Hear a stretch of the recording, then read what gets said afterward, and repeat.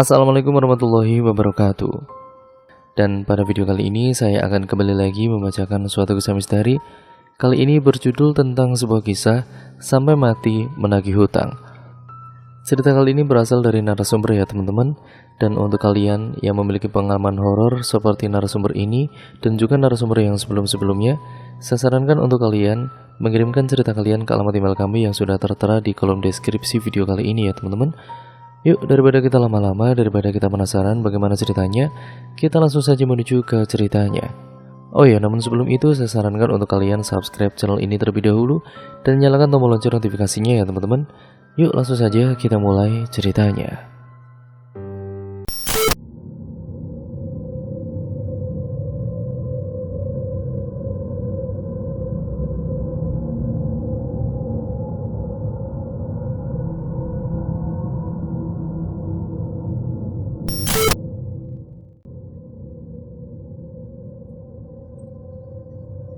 Jali adalah seorang kepala keluarga. Beliau adalah seorang petani yang kegiatan sehari-harinya adalah ke ladang. Sebuah keluarga yang cukup sederhana. Di rumah dia tinggal bersama istri dan kedua anaknya. Oh ya, semua nama tempat sudah disamarkan ya teman-teman, karena itu merupakan privasi dan untuk keamanan bersama juga. Yuk kita lanjut ceritanya. Untuk mencukupi kebutuhan keluarga, dia hanya mengandalkan hasil panen dari sawah yang dikelolanya. Ya, namanya juga petani kan. Kalau hasil panen sukses ya untung, tapi kalau gagal ya buntung. Mayoritas penduduk di kampungnya adalah seorang petani. Pada suatu ketika datang musim hujan, di mana pada musim itu, para petani di kampungnya ini berlomba-lomba untuk menanam padi. Berbarengan dengan itu, anak pertama Jali yang laki-laki lulus dari sekolah dasar dan dia harus melanjutkan sekolah ke jenjang SMP. Otomatis saat itu Jali butuh dana lebih untuk membeli bibit padi dan pupuk sekaligus untuk membiayai anaknya masuk ke sekolah SMP. Uang dari hasil panen tahun kemarin hanya cukup untuk membiayai anaknya masuk SMP. Tidak cukup sih. Sebenarnya itu juga masih kurang karena dia juga harus membeli bibit padi dan pupuk untuk tanam di ladang. Di sini Jali benar-benar bingung harus cari uang kemana lagi. Kalau uangnya dipakai untuk membiayai anaknya masuk sekolah, otomatis dia tidak bisa membeli bibit padi dan pupuk. Sedangkan kalau tidak membeli bibit padi dan pupuk, dia tidak akan bisa panen nantinya. Kalau tidak panen, ya tidak ada uang. Akhirnya dia berinisiatif untuk meminjam uang ke tetangga sebelah. Tapi kondisi keuangan tetangga sebelah sama. Dia hanya punya uang pas-pasan. Tanpa berputus asa, Jali pergi ke tetangga yang lain dengan tujuan yang sama, yaitu meminjam uang dan dengan hasil yang sama. Di sini Jali benar-benar tidak tahu apa yang harus dilakukannya dan kemana harus mencari uang lagi. Lalu salah satu tetangganya Jali memberi saran agar meminjam uang kepada Bu Ani saja. Bu Ani adalah warga di kampung itu yang bisa dibilang sangat kaya raya. Dia juga sudah biasa meminjamkan uang pada orang lain, tapi dengan bunga yang semuanya itu semaunya sendiri. Dalam artian Bu Ani ini adalah seorang rentenir ataupun lintah darat. Mendengar saran dari tetangganya itu, Jali kemudian berpikir, apa iya aku harus pinjam uang ke Bu Ani? Dia kan rentenir. Karena memang itu adalah jalan satu-satunya. Dengan terpaksa akhirnya Jali memutuskan untuk pergi ke rumah Bu Ani dengan tujuan untuk meminjam uang. Keesokan harinya diam-diam dia pergi ke rumah Bu Ani tanpa sepengetahuan istrinya. Karena kalau bilang istri dulu pastinya tidak akan diperbolehkan karena istrinya Jali juga tahu kalau Bu Ani adalah seorang rentenir yang kejam. Sesampainya di rumah Bu Ani, dia mengetuk pintu pagar hingga akhirnya Bu Ani keluar. Dengan ramah Bu Ani mempersilahkan Jali untuk masuk. Sesampainya di dalam, Jali kemudian menjelaskan kalau tujuan dia ke sini adalah untuk meminjam uang dan berjanji akan membayarnya nanti setelah panen. Tanpa keberatan, Bu Ani memberi Jali pinjaman sesuai yang dia butuhkan. Uang yang dipinjam Jali itu sebenarnya tidak banyak, tapi dia harus mengembalikan uang itu lebih banyak, yaitu 50%-nya. Gila nggak tuh? Misalkan nih, Jali ini minjem uangnya 1 juta rupiah, tapi dia harus mengembalikannya 1,5 juta. Berhubung waktu itu Jali ini memang benar-benar butuh uang, jadi ya nggak apa-apa lah. Lagian hasil dari panennya nanti cukup kalau untuk membayarnya. Setelah dapat pinjaman itu, Jali pulang dan masalah keuangan Jali kali ini sudah selesai. Sampai di rumah, Jali tidak bilang sama istrinya kalau uang itu dia dapat dari Bu Ani. Dia bilang kepada istrinya itu kalau uang itu didapat dari temannya di desa sebelah. Setelah itu, dia menggunakan uang itu untuk keperluan yang dibutuhkan, membiayai anak, beli bibit padi dan pupuk, dan keperluan sehari-hari. Hari berganti hari hingga berganti bulan, padi yang ditanam Jali itu ternyata gagal panen. Bukan hanya Jali yang gagal panen, tapi juga beberapa warga kampung lainnya. Sampai di sini Jali benar-benar bingung bagaimana dia akan mengembalikan uang yang dipinjamnya pada Bu Ani tempo lalu. Sampai-sampai dia ikut bekerja sebagai buruh tani di sawah orang lain. Tapi gaji buruh itu ya berapa sih? Cuma 30.000 sehari, itu pun tidak setiap hari ada. Seiring berjalannya waktu, tibalah saatnya Jali harus membayar hutang kepada Bu Ani, dan hari itu dia tidak ada uang sama sekali untuk membayarnya. Jali dan istrinya pun tidak tahu harus cari uang kemana lagi untuk membayarnya. Karena setahu istrinya, Jali ini meminjam uang ke orang lain. Sang istri meminta pada Jali untuk meminta keringanan waktu pada temannya yang meminjamkan uang itu. Jali kemudian pergi ke rumah Bu Ani untuk meminta keringanan, dan Bu Ani diberi keringanan 1 bulan, tapi dengan syarat bulan depan Jali harus membayar hutangnya itu 2 kali lipat. Kalau tidak mau, barang-barang yang ada di rumahnya Jali terpaksa akan disita oleh Bu Ani ini. Nah, karena menurut Jali itu adalah jalan satu-satunya, akhirnya dia setuju dengan syarat yang diberikan oleh Bu Ani. Setelah itu, dengan keadaan lemas, dia pulang dan memberitahukan pada istrinya kalau temannya itu memberi keringanan 1 bulan. Mendengar itu, sang istri merasa lega, tapi tidak dengan Jali. Selama 1 bulan itu, Jali dan istrinya berusaha mati-matian mencari uang. Dia ikut menjadi kuli bangunan, sedangkan istrinya berjualan gorengan keliling kampung.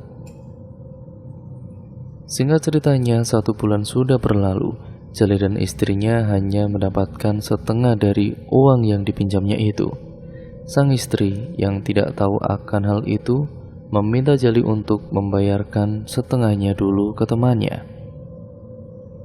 Dengan perasaan bingung, dia pergi ke rumah Bu Ani dengan tujuan meminta keringanan lagi, karena saat ini dia hanya mempunyai uang sekian. Bu Ani memberinya keringanan lagi, tapi dengan syarat lagi, yaitu ya bertambah lagi bunganya 50% dari jumlah yang kurang itu.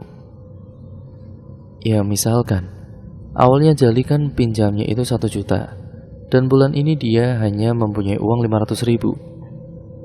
Berarti kan kurang 1 juta tuh. Dan bulan depan dia harus membayar lagi sebanyak 1,5 juta lagi. Makin gila lagi nggak tuh? Di situ Jali merasa keberatan. Dia memohon pada Bu Ani agar bunganya tidak ditambah lagi, tapi Bu Ani malah bilang gini, kalau tidak mau ya tidak apa-apa, tapi kamu harus bayar lunas sekarang, atau barang-barang yang ada di rumahmu akan aku sita. Ini adalah pilihan yang sangat berat bagi Jali, hingga akhirnya dia setuju dengan syarat yang diberikan Bu Ani itu. Dengan keadaan lemas, dia pulang. Sesamanya di rumah, sang istri bertanya, "Gimana Pak, udah dibayarkan?" "Udah kok Bu," jawab Jali dengan lemas. "Gak apa-apa kan Pak, kurangnya menyusul?" tanya istrinya lagi. "Gak apa-apa Bu, tenang aja, biar sisanya Bapak sendiri nanti yang cari," jawab Jali tanpa memberitahu sang istri tentang semua ini. Kali ini Jali harus menanggung semua itu sendiri, karena dia tidak mau membebani istrinya. Hari-hari dia lalui dengan penuh beban. Dia selalu memikirkan resiko kalau dia tidak bisa membayar hutangnya pada Bu Ani nanti. Nah, pada suatu hari ketika Jali akan berangkat nguli ke kampung sebelah, dia melihat ada 3 orang yang 2 diantaranya berpenampilan seperti preman sedang berjalan menuju ke salah satu rumah warga dengan menggunakan mobil pick-up. Sesamanya di salah satu rumah warga itu, brak, brak, brak, mereka mengetuk pintu rumah dengan sangat keras sambil bilang, "Woi, Bari, moto bayaran utangmu. Woi Bari, keluar kamu, bayaran utangmu." Sepertinya nama pemilik rumah yang didatangi preman itu adalah Bari. Tidak lama kemudian pemilik rumah membuka pintu dan terdengar preman itu bilang, "Bayaran utangmu," ucap salah satu orang itu sambil menadahkan tangannya. Dengan gugup si pemilik rumah menjawab, "Maaf pak, saya belum ada uang, tolong kasih waktu," jawab pemilik rumah itu memohon welas asih. "Kowen iku wis sak wulan gak bayar, arep jaluk pirang wulan meneh," jawab dengan penuh emosi. "Kamu itu udah 1 bulan gak bayar, mau minta berapa bulan lagi?" Kemudian salah satu orang itu memerintahkan 2 temannya untuk mengambil barang-barang yang ada di rumah itu, kemudian diangkut dan dibawa. Sementara Bari dia terlihat sedang sibuk dengan istrinya yang pingsan. Kejadian ini disaksikan oleh beberapa tetangganya. Setelah para 3 orang itu sudah pergi, para tetangga berdatangan memintanya agar bersabar atas kejadian ini. Melihat kejadian itu, Jali bertanya pada salah satu orang yang ada di situ, "Bu, itu kok kenapa? Kok barang-barangnya pada dibawa gitu? Dia nggak bayar hutang sama orang desa sebelah. Emang dasar rentenir moga cepat mati," jawabnya dengan kesal. Melihat kejadian ini, Jali takut. Bagaimana nasibnya kalau nanti dia tidak bayar hutangnya pada Bu Ani, si rentenir itu. Kemudian Jali melanjutkan niatnya untuk pergi nguli. Nah, beberapa minggu kemudian, ternyata terdengar sebuah kabar kalau Bu Ani meninggal dunia dan semua warga tidak tahu kenapa kok Bu Ani ini kok bisa meninggal dunia, padahal sebelumnya dia terlihat sehat-sehat saja. Menurut tetangga sebelah, Bu Ani ini meninggal secara tiba-tiba dan tanpa sakit apapun. Begitu kata tetangga sebelah rumahnya itu.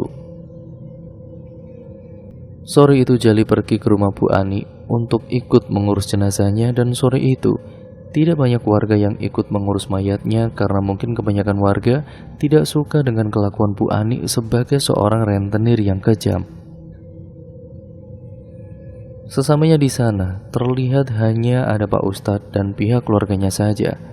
Lalu Jali ikut memandikan mayat Bu Ani, dan sepertinya Bu Ani ini meninggalnya secara sangat tidak wajar. Darah terus mengalir keluar dari kedua lubang telinga dan kedua lubang hidungnya. Hingga kemudian akhirnya Pak Ustadz memutuskan untuk memakamkan Bu Ani ini besok, dengan tujuan agar darah yang terus mengalir itu mampet dulu. Tapi sampai tengah malam darah yang keluar itu tidak juga mampet, sampai-sampai kain kafan bagian kepala itu merah karena basah oleh darah. Karena kain kafan itu sudah basah dilumuri oleh darah, keesokan harinya Pak Ustadz meminta Jali untuk membeli kain kafan baru untuk diganti sebelum dimakamkan. Karena pagi itu jenazah Bu Ani ini sudah basah oleh darah, Pak Ustadz mengajak yang lainnya untuk memandikan ulang. Tapi meskipun sudah dimandikan ulang, darah itu masih saja tetap keluar dari 2 lubang hidung dan juga 2 lubang telinga jenazah itu, meskipun sudah ditutupi oleh kapas. Nah, karena memang darah tidak bisa mampet, akhirnya mereka semua memutuskan untuk tetap membawa jenazah Bu Ani untuk dimakamkan. Jenazah Bu Ani kemudian dimasukkan ke dalam keranda, kemudian dibawa ke pemakaman desa dengan dipikul sanak familinya. Sesamanya di kuburan yang sudah disiapkan, mereka membuka keranda itu. dan kain kafan di bagian kepala terlihat sudah dilumuri oleh darah yang terus keluar dari lubang telinga dan hidung si jenazah. Entah apa yang sebelumnya terjadi pada Bu Ani hingga dia jadi seperti ini. Jenazah Bu Ani kemudian diangkat dari keranda dan dimasukkan ke liang lahat. Dengan kondisi yang seperti itu kemudian dikubur. Sungguh kasihan melihat keadaan keluarga Bu Ani. Tidak banyak warga yang ikut memakamkannya hingga 7 hari tahlilan pun tidak. Setelah meninggalnya Bu Ani, Jali merasa antara senang dan kasihan. Senang karena dia punya banyak waktu untuk mengumpulkan uang agar dia bisa membayarkan hutangnya, dan sedih karena melihat keadaan keluarga yang ditinggalkan. Rumah sebesar itu sekarang hanya ditempati suami almarhumah Bu Ani seorang diri, tidak dengan anaknya.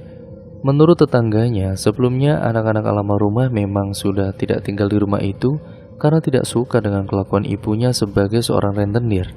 Anaknya lebih memilih untuk tinggal bersama neneknya yang sederhana.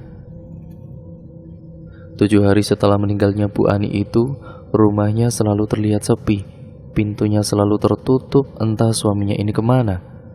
Pernah ada satu warga yang melihat suaminya Bu Ani ini sedang berjalan mengelilingi rumahnya dengan hanya mengenakan celana dalam. Entah apa yang dia lakukan, yang jelas dia terlihat seperti orang yang sedang dalam gangguan jiwa.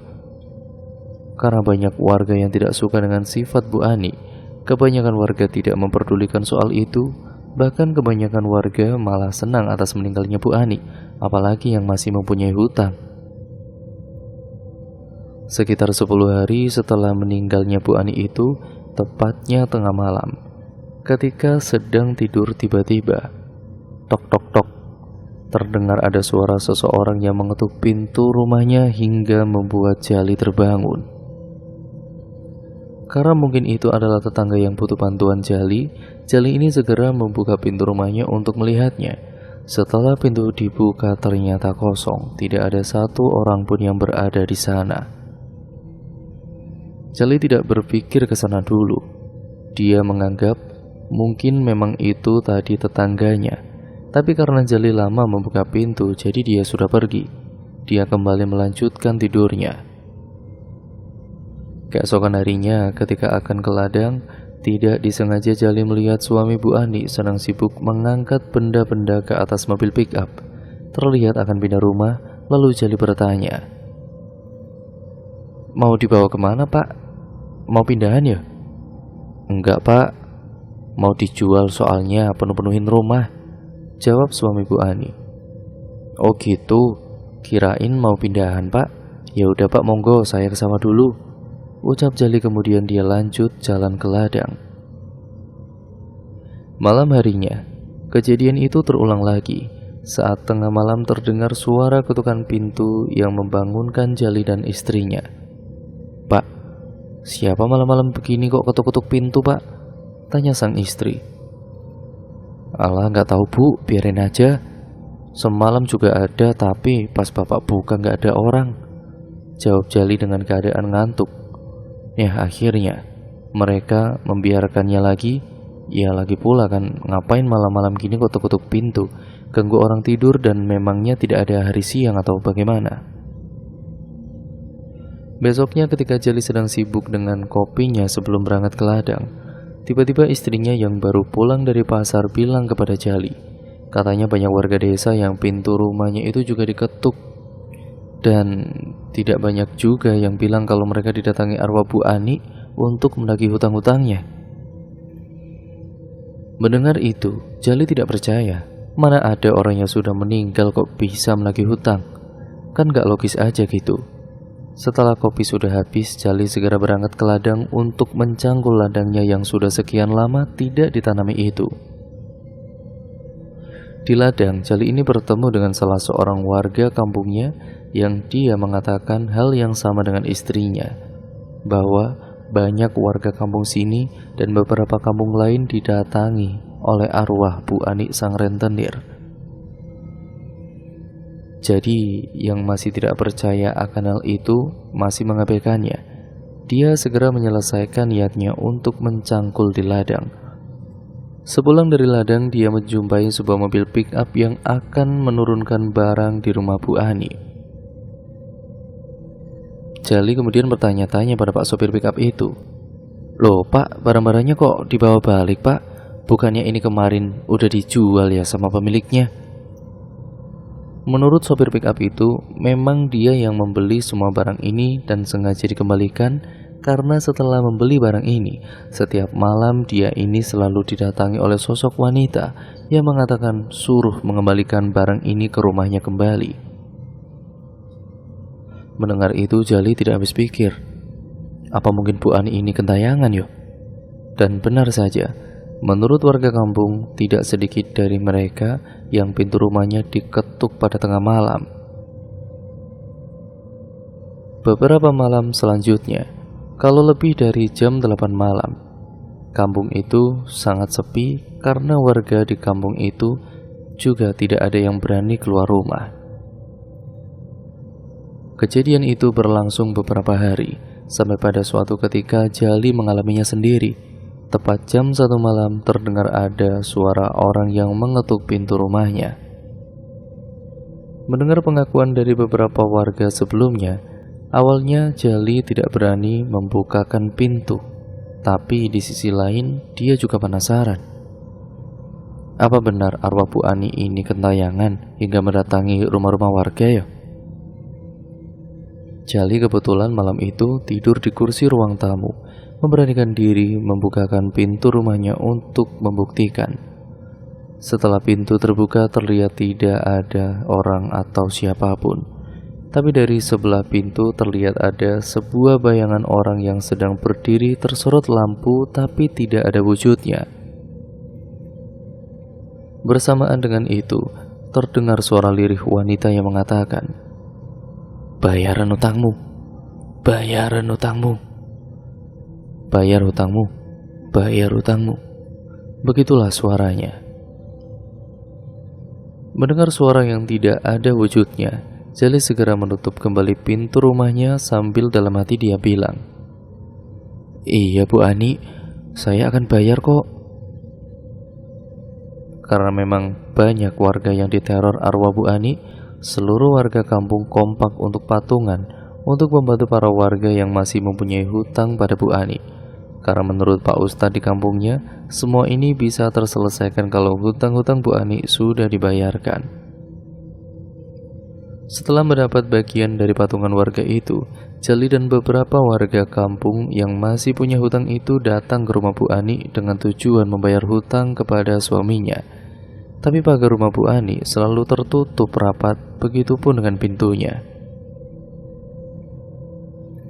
Para warga bingung kemana mereka harus membayar hutang kalau rumahnya selalu tertutup seperti ini. Apa harus membayar hutang ke kuburan Bu Ani? Itu tidak mungkin. Akhirnya para warga berinisiatif untuk membayarkan hutang itu ke pihak keluarganya, yaitu anaknya yang sekarang masih tinggal bersama neneknya.